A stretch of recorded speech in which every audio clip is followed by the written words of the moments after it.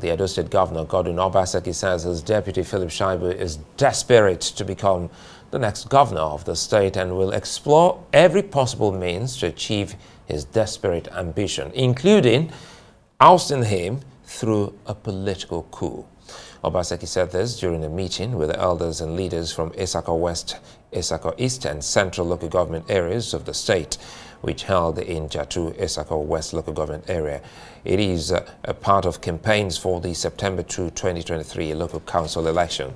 Governor Obaseki also narrated how he sacrificed to ensure Shaibu retained his position as deputy governor after they had moved from the APC amid the crisis in the run-up to the 2020 governorship poll. The Constitution makes me the governor of Edo State, and I know the powers of the governor. The Constitution does not provide for a co-governor. Does it? No. Provides for a deputy governor who does what carries out the responsibility the governor gives to him. Does not give him the power of the governor. What struck me, and I've never said this to anybody, is that after I proclaimed the House of Assembly, we're now going to elect officers to the House of Assembly. He was in Abuja. He came back that day. My deputy called a leader in APC, telling that leader that during the elections the next day of the leadership, particular speaker of the House of Assembly, that he has 5 members who are loyal to him, and that he would like the 7 members of APC to work with the 5 members of PDP to produce a speaker. At that point, I called the PDP members to my house just to familiarize with them. And as usual, he tried to barge in. I said, well, you cannot just come to my house. It's my private house. It's not even government house. Let's join Idris Zekeri from our Lagos studios for more on this crisis in Edo State.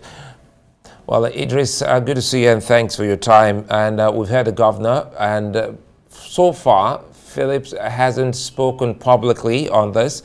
Let us understand what this is about. Thank you very much, Alede. Thank you for having me today. It's an absolute delight to come here and share some of my thoughts on the consistent crisis that has been going on in our dear state, Edo State. I watched the video, the clip you just played now, just like every other Nigerian, and I was deeply worried by it. Let me state it for a fact that in Nigeria today, there is no deputy governor, no matter how high he is, no matter what he is involved in, that has the capacity to attempt to remove a sitting governor. It is a political impossibility to conceive that even a deputy governor will want to commit a coup d'etat against a sitting governor.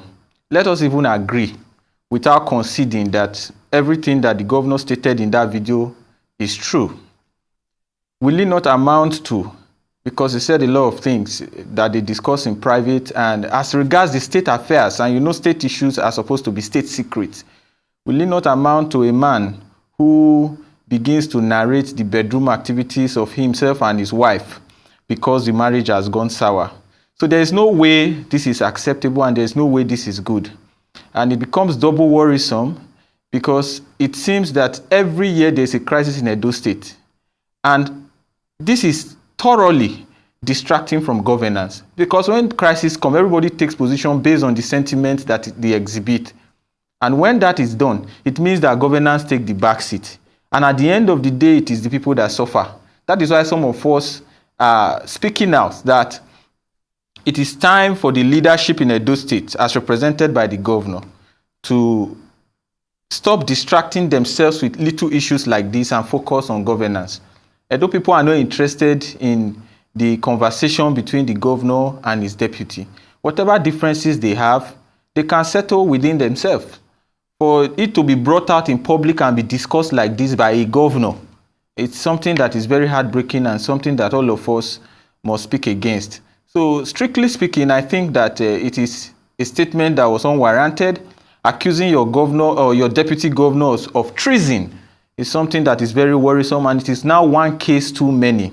We have had too many fights in Edo State since the beginning, since the inception of this administration. Idris, let me come in here and quickly here. You've just said that the governor, but this, who fired the first salvo here? Because news out there shows that Philip Shaibu was the one who first of all screamed out that he was about to be impeached. Now, let's talk about that. Is there an impeachment move in your state? Even a 6-year-old living in Edo State knows that just about 2 weeks ago, there was a grand scheme to remove the deputy governor from office. And it was even rumored that there was collection of signatures to that effect. The only thing that thwarted that endeavor was the quick intervention of the Federal High Court in Abuja. So that is a settled matter. But let's even talk about the other aspect, the other leg of that. Just immediately after the presidential election, when the party of the governor and his deputy lost every seat in Edo State, in terms of National Assembly seats, the governor spoke with most people and said that that he needed support, because if the opposition wins the State House of Assembly, that they are going to try to impeach him. So about impeachment is not new. Mentioning impeachment is not new. And again, people supported him, and he got the majority in the State Assembly. We understand because we want him to finish. We understand this is about 2024.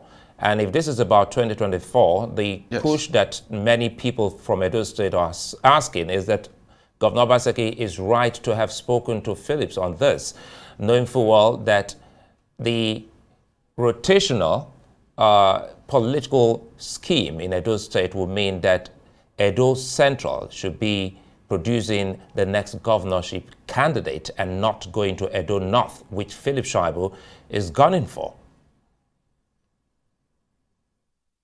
I totally agree that in the interest of equity, justice, and fairness, power should go around. However, the question some of us are asking is, how do we do this? And it's not for us to begin to blackmail and to talk about certain individuals and to attempt to remove people from office.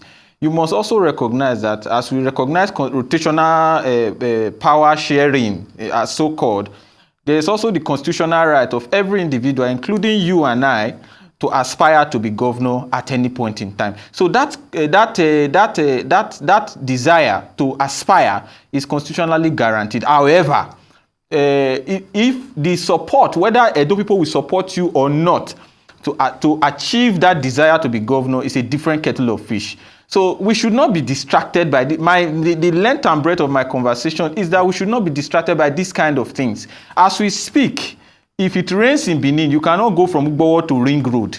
The whole place is flooded. Maybe if your car, the only way you can move is when your car has amphibious features. Let's see if we can close on this. It is on record that there is a first cause to everything, and Governor Obaseki is setting the first cause.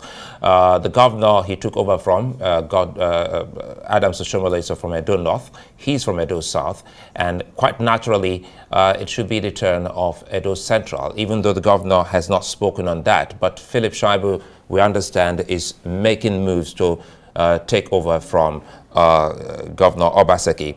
Now, how do you think this issue between Godwin Obaseki and Philip Shaibu can be resolved, that it will be for the good of your state, that you have just said that there are deplorable infrastructures dotting around that state? I want to agree with you that rotational governorship should be a thing so that everybody feels that sense of belonging.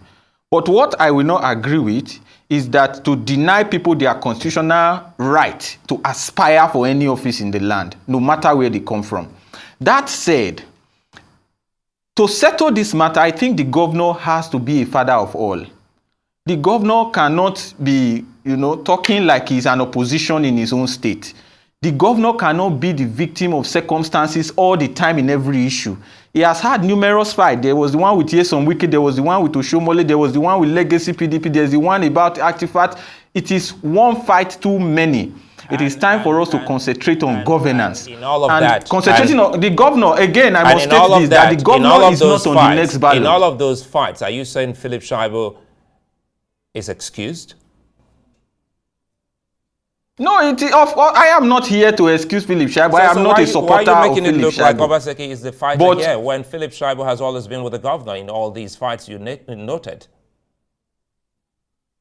The governor is the chief security officer of the state. He is the supremo of the state. The buck stops at his table. If the governor wants peace, there will be peace. If the governor wants fight, there will be fight. And we don't want fight. That is our own argument. Are you speaking for Philip Shaibu? I am speaking for Idris Zekeri Jr. Thank you very much. Well, I'm afraid that's where we end this conversation with Idris Zekeri. Many thanks for your time.